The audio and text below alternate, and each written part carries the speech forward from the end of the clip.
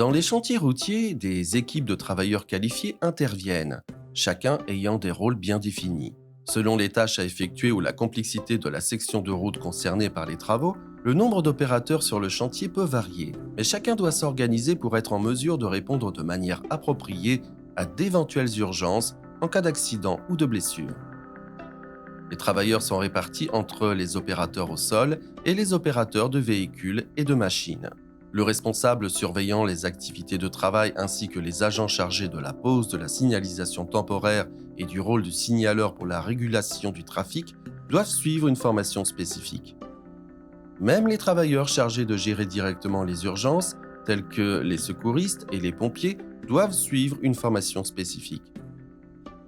Pour effectuer un premier pansement, comme dans le cas des coupures superficielles et d'abrasion, il doit y avoir au moins une trousse de premier secours sur le chantier avec tous les produits nécessaires, intacts et non périmés.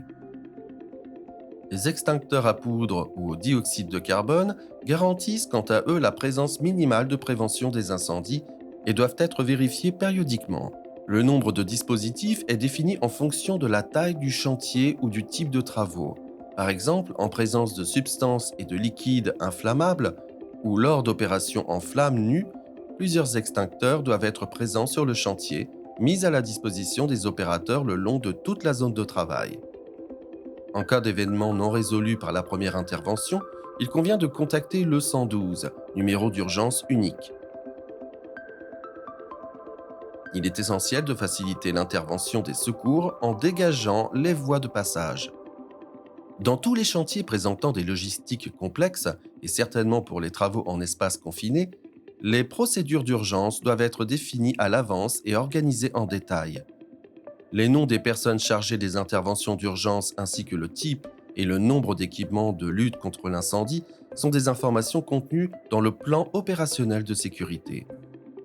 Enfin, pour éviter les urgences environnementales résultant de la perte au sol de substances liquides dangereuses susceptibles de se déverser dans les égouts ou les cours d'eau à proximité, il est nécessaire de disposer de kits absorbants ou de rétention.